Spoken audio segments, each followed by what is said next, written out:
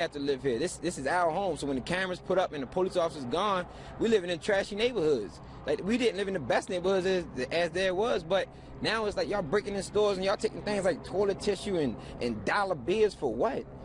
From what? Y'all not doing it for Freddie no more. Y'all doing it for your own personal enjoyment now. And I know you said a lot of social media people who are big on social media should call for peace as well. I'm reaching out. Listen, right now I want everybody to reach out to your favorite rapper, your favorite comedian, actor, model, whatever. Whoever it is that you know for a fact your kids look up to, because that's all it is out there is kids. If you know your kids look up to Young Moose, Lord Scooter, and all these different people, if you know that for a fact, reach out to them and just say, hey, I just want you to give my child a word of encouragement or positive, something just to get them from stop doing what they're doing right now. Thank you both. I know, as you can see, a lot of people have joined us behind us. Just now, we have been standing here, a lot of people wanting to come up really just to say call for peace, because we all live here. This is our city, and they hate seeing this. So, very eloquent, Marcus. We appreciate it. We're going to have to interrupt you because we're going to go back to Sky at Shop 13 and Captain Jeff Long. It looks like there is a confrontation now between a line of people and the police in an intersection. Jeff, what's going on? Okay, we left Fulton Street to come back here because we noticed that there was a standoff between several people who were locking arms and lining up across Pennsylvania at North Avenue, and the police started advancing. You could see full riot gear with shields out in front. That did move the line back a little bit. They're trying to regain access and control of this intersection. This is the intersection where the looting was taking place at the CVS. The CVS now on fire. The fire department is on the scene. Baltimore City Fire Department was able to get a pumper truck and a ladder truck in here. The ladder truck has elevated to the roof of this building, so they'll be working on that. We will be keeping an eye on that. But this is a face-to-face standoff between Baltimore City Police, other police departments, whoever's down there, and against some of the people that are down in the street. Now, one of the things that I noticed is the dress of the people that are down there. A lot of the people that had their arms locked, that were standing along the street there, appeared to be dressed in suits, whereas most of the people that we've been seeing looting and starting these fires were dressed more in casual attire. So I don't know what that means, don't know where this group of people came from. They sure are acting differently than the other group that was that we saw here earlier. Now that group has moved westbound on North.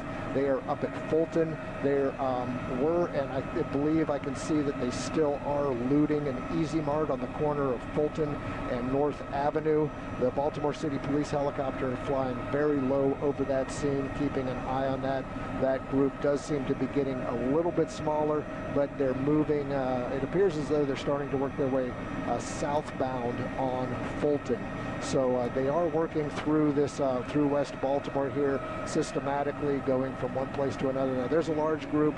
We don't know what they may be moving, but when we see them gather like that, it usually means that they're getting ready to break into a business, or they gather like that or start moving quickly when they're about to vandalize a vehicle.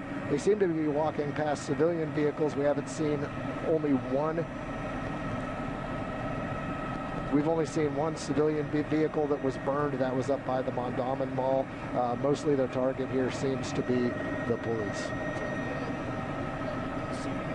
Saw the two lines of people. It appeared that the lines of people in the suits and so forth are actually assisting police in keeping folks back, and I think the police were actually moving their line down so that they could provide protection for the firefighters to gain access to the CVS. Is that what you think as well?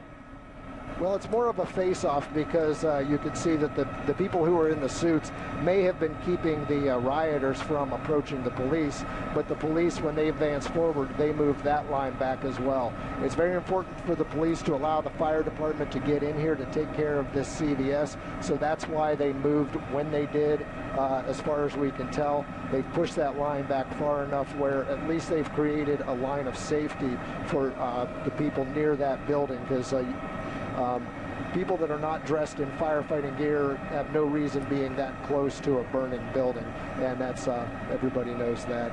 Okay.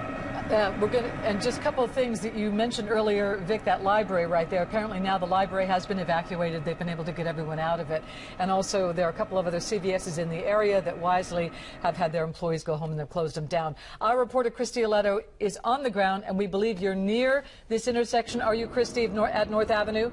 Yeah, we're near the fire. I see the smoke behind you. That's right, Denise. We are right by North Avenue and Pennsylvania. We're actually like a block down because we're at Woodbrook Avenue. We didn't want to get too close just because the smoke was so heavy, and we didn't want to be inhaling that. But I mean, it's good. It's a good sign that we're seeing that there's no longer black smoke, but the smoke is so bad that we can't even see that far down the road. I mean, that is how bad this situation is. I actually spoke to one person who was carrying a bunch of items from CVS, and I stopped him and I said, "Are those items from CVS? Did you just loot?" And he's like, "No, ma'am, I didn't loot. This is stuff that the rioters, the looters put outside of the CVS." And I was like, "So you thought that was okay to take?"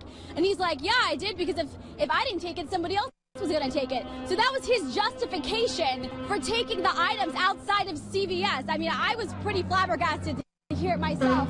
Here we go. This is another fire truck that's trying to get into this scene to try to put this fire out. I don't know what type of alarm this is, but I mean, obviously it's bad enough where we can't really see into that intersection. That is just how bad that smoke is. Back to you. Did you walk from the Mondawmin area to there, or did you drive? And what was it like en route? We drove. We drove. And what was it like on route? We took back roads because we couldn't get out. Well, we couldn't get out onto Liberty Heights Road, so we had to go out the back way of Mondawmin Mall, and then we took Monroe down, and once we got to Monroe and North Avenue, you could see there were a lot of people just congregating on North Avenue. We didn't know what was going on. We actually saw a liquor store getting looted too, and little kids. I mean, these kids looked like they were in, I would say, middle school or even teenagers, carrying alcohol and drinking it. So we saw a lot of that. We tried to steer clear from that intersection, and then we went kind of where the Gilmore homes were, where all of this what kind of set this off, which is where Freddie Gray was arrested. And then we made our way further down past this. Ooh. Somebody just threw a alcohol bottle, tried to throw it at the fire EMS truck that just passed us. But we made our way back up on North Avenue, and this is the scene. I mean, there are people that are standing out watching what's going on. Obviously, the fire crews are trying to pass to put this fire out. It's very chaotic. This is not, Denise, you know, you were out there. I mean, we were doing this on Saturday. You know how chaotic it was, but it's nothing like Saturday. Nothing. Right. No, I know. This has clearly this has exploded and is extremely dangerous. And we're trying to get a sense of how contained this is. When you were driving to that area, does it seem like it's in that general area? That area, North Avenue, again, Cary, Fulton, Pennsylvania Avenue. Does it seem like it is contained? Right. I mean, it seems like what was going on at Mondawmin has now gone down to North Avenue, because we came down Monroe and then we got onto Fulton, North Avenue and Fulton, and that's kind of where we saw a lot of people just kind of standing in the street, and that's where we saw the liquor store being looted. We kept driving past it because we didn't want to stop our car. We weren't sure if people were going to start coming towards us, and we didn't want to risk our news vehicle getting swarmed. So we kept going down Fulton, and we ended up hitting the Gilmore homes. And of course, we all know the Gilmore homes is where Freddie Gray got arrested, and that's what set this entire thing in motion. And we made our way through there and then came back. But I mean, it's just very chaotic. You're seeing people walking with liquor bottles in their hands that aren't adults, and then we're seeing lots of people carting off items that are in CVS bags. Okay, Christy, thank you. We're going to keep you there for a little bit. We're going to go right now down to Amy Yancey. She is downtown as well. Amy, tell us where you are and what you're seeing where you are. Pratt and Light Street. We're not seeing a lot of protesters or any acts of vandalism at the Inner Harbor, but there is still a heavy police presence. Let's take you right across the street, where there are one of several clusters of police officers in riot gear, and they're also covering corner to corner and the perimeter surrounding the entire Inner Harbor. In fact, they're even blocking the entrance. And as you recall, the gallery suffered some damage over the weekend, and perhaps that is why they are protecting this area. And now, as you can see, there's a group that's moving in here. Nate, if you could turn, they're moving to join the other several dozen officers that are standing by, creating a sort of blockade. And as you know, this is a very busy foot traffic and pedestrian traffic area, and we're not seeing as many people as you would ordinarily see down here. The tension is definitely palpable. We're not seeing any damage, as I said, or any vandalism or any protesters, but it's better safe than sorry, as they say. So that's why you see such a heavy police presence here at the Inner Harbor. Vic, back to you. Much. Amy Yancey, who's downtown, and as you see, they are prepared should there be any problem. But right now, everything is contained to one area that's over near Mondawmin Mall. And this is the scene that we've been seeing quite a bit for a while. Sky Chopper 13 over the CVS that has been on fire now for about 30 minutes, I guess, as well as a number of car fires. Clearly, they're getting some water in there, and looks like they're trying to get the situation under control. Jeff? Yeah, it's still on fire, and fire department here working. They haven't been able to vent the roof here. Once they do, it'll be interesting to see what happens, but there's a lot of black smoke coming out of this. So this fire could have been started near the back of the store on the inside, and this is one of the few entrances in here. So we can't really tell, but we can guess from looking at the amount of smoke coming from the roof and from the front entrance here that this is a very large fire on the inside of this store, and this store most likely be a total loss. Now the police did secure this corner so that the fire department could get in here and do their job. They created a line, they pushed through Pennsylvania at North, and there was a crowd that was sort of standing off right at that intersection, and the police just moved forward and they moved on backwards. And right now we're not seeing any violence at this intersection. This is mostly the focus of the fire here with a large police presence, and most of the I just got a report that we're being asked by the police to back off a little bit, and we're at 2,000 feet, which is really high, but we're going to go ahead and try to back off a little bit here and see how far they want us away. Fulton and North is where most of the activity is. That's about a full block, full city block to the west, and there you can see that's where most of the activity is right now. And I'm going to get on the other radio, so I have to kind of coordinate and see where our location's going to be as far as how close we can get to this. Okay, do what you need to do there. Obviously be safe and follow whatever required. We're getting some tweets now from citizens who are watching our coverage and have identified that line of men in suits were part of the Nation of Islam, and they were actually assisting police and firefighters and trying to create a line so that the protesters would move back, as well as give access to the firefighters to be able to get to that CVS. And again, social media so powerful in this time we live in. Other people I've heard from who tried to go home, who saw looting going on at Center Streets, Charles Streets. We have not heard reports of that, but people have been witnessing it, which is disturbing to hear, because we had been under the impression that the mass of violence may be contained in one area. We have Congressman Elijah Cummings has he's been on national media talking about the situation. He's with Derek Valcourt right now down at City Hall. Derek? Yeah, Congressman Cummings, obviously you're following all the developments today. First off, what is your initial reaction? What do you want to say to the people of Baltimore as you witness all this unfold? We're better than this, and I know that people are upset, but this is not the way to bring about change. The funeral today was a very respectful funeral. The family requested that there be no protest today whatsoever. And now when we see policemen being hit and stores being broken into and burned, that's not who we are. And so I'm asking people to refrain from that. This is our city. After all the cameras are gone, we still have to live here. And sadly, a lot of the businesses that are being destroyed are where their neighbors and friends work, and in the neighborhoods where they live, and it just makes absolutely no sense. And again, I've talked to Valerie Jarrett at the White House today. She gave me a call a very short while ago to assure me that the President and the Justice Department would make the Justice Department personnel available to us at any time. And so all we have to do is call. So, I'm sure they've communicated that to the mayor, and then the mayor will make that decision. But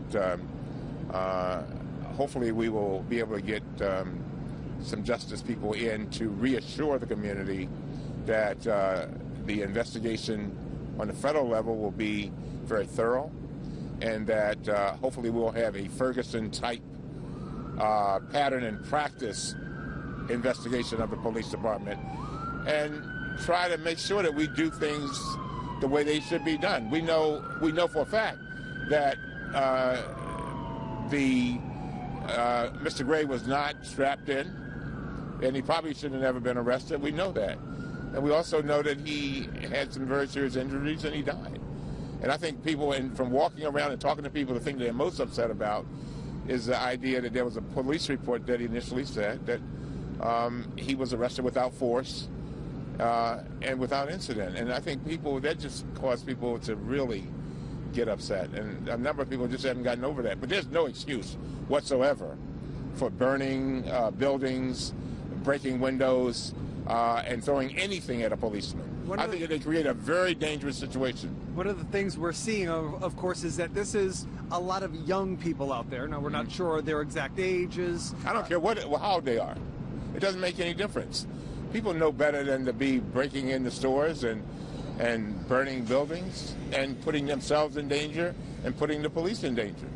That's a problem. I'm sorry. You will never get me to say that just because somebody is young, that's the kind of conduct that's acceptable.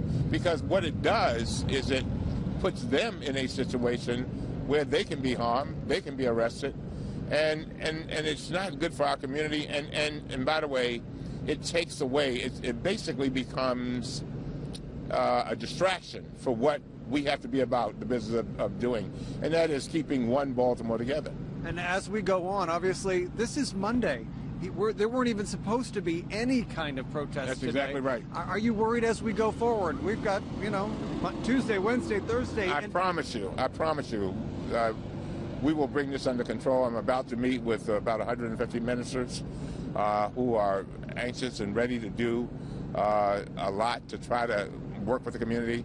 I just finished talking to some young people who are wanting to pull together about 300 of the leaders of some of this stuff that want to sit down and talk to the mayor and yours truly. And so we're going to get out of it, but we've got work to do. But understand, there are people who are very upset. And so, but on the one hand, we've got to maintain order. On the other hand, we've got to assure people that what happened to Freddie Gray will not happen again, period. Well, Congressman Elijah Cummings speaking to us from outside of City Hall, where there is quite a large police presence, and there is going to be a bit more response from city police and other law enforcement agencies helping out as the evening goes on. Back to you.